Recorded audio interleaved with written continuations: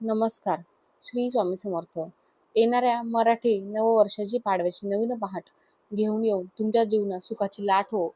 तुमच्या सर्व इच्छा पूर्ण व्हाव्यात. गुढीपाडवाच्या तुम्हाला सर्वांना हार्दिक शुभेच्छा. तर तुम्हाला आज या व्हिडिओमध्ये अत्यंत महत्त्वाची माहिती सांगणार आहे. यंदा 19 मार्चला गुढीपाडवा साजरा करण्यात येणार आहे. मात्र यंदा गुढीपाडव्याच्या दिवशी गुढीला कोणती साडी नेसवावी असा प्रश्न प्रत्येकाच्या मनामध्ये असणारच आहे. तर यावर्षी हे 5 शुभ रंग आहेत आणि गुढीला चुकूनही या रंगाची एक साडी नेसवायची नाहीये. नाहीतर आयुष्यभर त्याचे परिणाम भोगावे लागत असतात.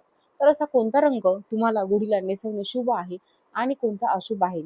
संपूर्ण माहिती त्यासोबतच थोडक्यात गुढीचे महत्त्व सर्व माहिती तुम्हाला या व्हिडिओमध्ये दिली जाणार आहे. त्यामुळे व्हिडिओ स्किप न करता शेवटपर्यंत बघा. माहिती आवडल्यास लाईक, शेअर, सबस्क्राईब करून बेल आयकॉनला आवर्जून प्रेस करा. म्हणजे जे काही माझा नवीन व्हिडिओ येईल तर त्याचे नोटिफिकेशन सगळ्यात अगोदर तुम्हाला भेटेल आणि तुम्ही माझा एकही व्हिडिओ मिस करू शकणार नाही. त्याचबरोबर हिंदू धर्मामध्ये 3.5 मुहूर्तांपैकी एक स्थान म्हणजे गुढीपाडव्याचं आहे. या दिवशी हिंदू नववर्षाची सुरुवात होत असते. तसेच या दिवशी नववर्षाच्या या पहिल्या दिवशी नवे संकल्प करून प्रगतीकडे वाटचाल सुरू करण्याचा हा अत्यंत उत्तम आणि महत्त्वाचा दिवस गुढीपाडवा हा साजरा केला जातो. या दिवशी विजयाचे प्रतीक म्हणून घराच्या अंगणात गुढी उभारली जाते. त्यानुसार यावर्षी 19 मार्चला गुढीपाडवा साजरा करण्यात येणार आहे. मात्र यंदा गुढीला कोणत्या रंगाची साडी नेसावी हे आपण पुढे बघणार आहोत. तर त्याआधी गुढीपाडव्याचा शुभ मुहूर्त बघूयात.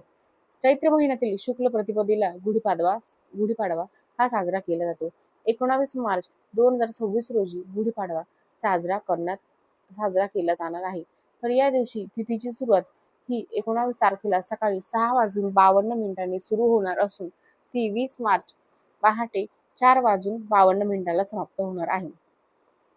तर गुढीपाडवाचा दिवस हा सूर्योदयाच्या वेळेनुसार आधारित असल्याने थोडाफार फरक हा पडू शकतो. पण तुम्हाला 19 मार्चलाच गुढीपाडवा हा साजरा करायचा आहे. गुढीपाडव्याची पूजा करताना सर्वप्रथम एक लाकडी काठी घ्यावी. काठीला पाण्याने स्वच्छ धुवायचे आहे. तिला हळदी कुंकू लावून घ्यायचे आहे. त्यानंतर गुढीला साडी नेसवायची आहे आणि गुढीला साडी नेसवताना ती नवी असावी आणि किंवा तुम्ही ब्लाऊज पीस देखील त्याला लावू शकता. परंतु साडी ही तुम्हाला कोरी घ्यायची आहे. साडी नेसवल्यानंतर एक तांब्या घेऊन त्या गुढीवर ठेवायचा आहे. त्याला देखील हळद कुंकू लावायचा आहे. मग त्या तांब्याला कडुलिंबाचा पाला याची घाटी घालायची आहे. ही गुढी आपल्या दारावर उभी राहावी. गुढीच्या पायाशी रांगोळी काढायची आहे. धूप, दीप, अगरबत्ती लावून गुढीची विधिवत पूजा तुम्हाला करायची आहे. त्यासोबतच फुलांचा हार देखील तुम्हाला गुढीला घालायचा आहे. बऱ्याच जणांकडे बाळगुटी देखील असते. म्हणजे मोठ्या गुढीसोबत एक छोटीशी गुढी देखील तयार करतात. आता आमच्याकडे ही पद्धत आहे. तुमच्या घराच्या परंपरेनुसार विधिवत गुढीची पूजा करायची आहे. नववर्षामध्ये तुमच्या घरामध्ये भरभराटी व्हावी यासाठी प्रार्थना करायची आहे.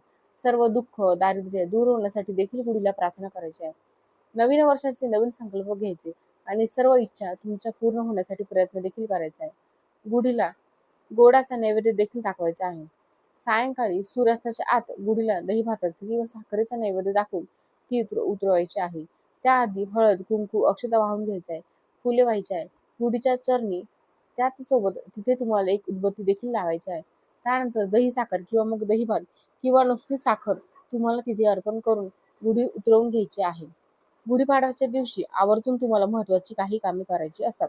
तर या दिवशीच्या आदल्याच दिवशी घराची नीट स्वच्छता करायला हवी. जाळे, जळमट घरातील काढून टाकायचं आहे. अडगळीचे सामान देखील काढून टाकायचं आहे. नववर्षाच्या स्वागतासाठी खरं घर उजळलं आणि सुंदर असलं पाहिजे. त्यासोबतच घराच्या मुख्य प्रवेशद्वाराला तुम्हाला आवर्जून आंब्याच्या पानाचे तोरण आणि झेंडूच्या फुलांचे तोरण हे लावायचेच आहे. हे करणे अत्यंत शुभ मानले जाते आणि अंगणात किंवा चौकटीवर सुंदर रांगोळी देखील काढायची आहे. स्वस्तिक काढायचे आहे. पावले काढायचे आहे. हे काढणे अत्यंत शुभ मानले जाते.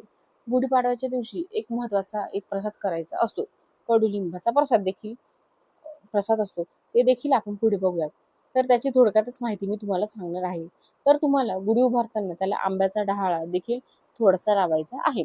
त्याचसोबत या दिवशी मुख्यत्वाने श्रीखंड पुरीचा नैवेद्य देखील केला जातो. त्यासोबतच तुम्हाला कडुलिंबाचा प्रसाद देखील करायचा आहे.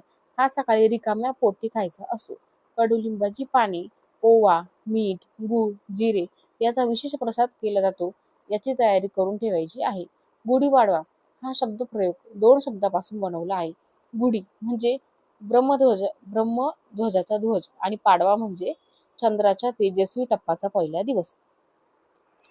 गुढीपाडव्याबद्दल अनेक कथा सांगितलेल्या आहेत. हिंदू धर्मापैकी एक असलेल्या ब्रह्मपुराणात असे म्हटले आहे की एका नैसर्गिक आपत्तीमुळे सर्व लोक मृत्युमुखी पडल्यानंतर आणि काळ थांबल्यानंतर भगवान ब्रह्मदेवाने जगाची पुनरावर निर्मिती केलेली आहे आणि याच दिवशी ब्रह्मदेवाच्या प्रयत्नांनी पुन्हा नवीन काळ सुरू झाला. त्यामुळे सत्ययुग सुरू झाले होता. या कारणास्तव या दिवशी भगवान ब्रह्मदेवाची पूजा देखील केली जाते. आणि दुसऱ्या एका कथेनुसार 14 वर्षाचा वनवास संपवून भगवान राम, सीता आणि लक्ष्मण हे अयोध्येला परतले होते. हा दिवस भगवान रामाचा व रावणावरच्या विजयाचा आहे. म्हणून रामाने रावणावर विजय मिळवल्यानंतर पौराणिक कथेनुसार अयोध्येत विजयध्वज म्हणून जशी गुढी उभारली जाते आणि ब्रह्मदेवाचा ध्वज फडकवला आणि घरोघरी ध्वज हा फडकवला जातो, गुढी साजरी केली जाते. आणि गुढीचे अजून एक ऐतिहासिक महत्त्व देखील आहे. छत्रपती शिवाजी महाराजांच्या मुघलांचा पराभव केलेला आणि राज्यातील लोकांना मुघल राजवटीतून मुक्त केल्यामुळे देखील महाराष्ट्रात अनेक लोक गुढी उभारण्याचे प्रमुख कारण हे देखील मानले जाते. तर असे अनेक लोक साजरे करतात. ध्वजघराच्या आवारात कोणत्याही प्रकारच्या वाईट गोष्टींना प्रवेश करण्यापासून रोखत असतो, अशी देखील मान्यता आहे. हा सण प्रामुख्याने येणाऱ्या वर्षाच्या स्वागतासाठी देखील असतो. नववर्ष मराठी हे सुरू होत असेल. म्हटले जाते की हा सण वाईटावर चांगल्याचा विजय दर्शवतो, कारण तो भगवान रामाने रावणावर केलेल्या विजयाचे स्मरण करतो. त्याचबरोबर वसंत ऋतूची सुरुवात देखील आहे. कापणीचा सण म्हणून देखील ओळखला जातो. असे म्हटले जाते की घरी गुढी उभारल्याने वाईट आत्म्यांना दूर ठेवते आणि तुमच्या आयुष्यात नशीब आणि समृद्धी उजळते.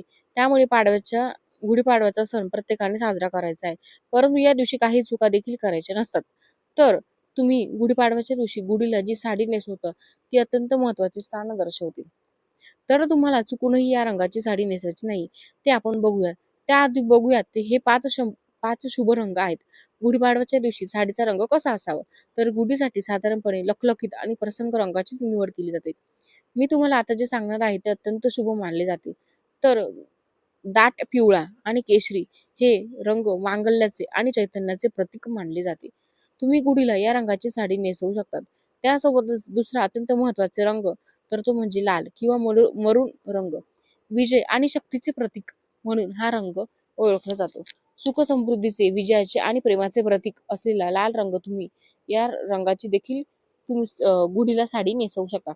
तिसरा रंग जो आहे तर तो म्हणजे निसर्ग आणि समृद्धीचे प्रतीक म्हणून अनेक घरांमध्ये या रंगाची साडी नेसवली जाते. तो म्हणजे हिरव्या रंगाची साडी. हा रंग सौभाग्याचे देखील प्रतीक म्हणून तुम्ही हिरव्या रंगाची साडी नेसवली तरी चालेल. विशेषतः काठपदराचीच साडी नेसावी. शक्यतो जरीची काठ असलेली साडी, रेशमी साडी किंवा खण वापरावा. यामुळे गुढीला एक पारंपरिक आणि भव्य रूप येते आणि गुढी अधिक सुंदर दिसते. त्यासोबतच कोणता रंग हा टाळायचा आहे ते आपण पुढे बघूयात. तर आपल्या इथे अत्यंत महत्त्वाचे रंग हे जे मी तुम्हाला सांगितलेले आहेत, हे सर्व शुभ काळाचे, मांगल्याचे आणि समृद्धीचे प्रतीकच आहे.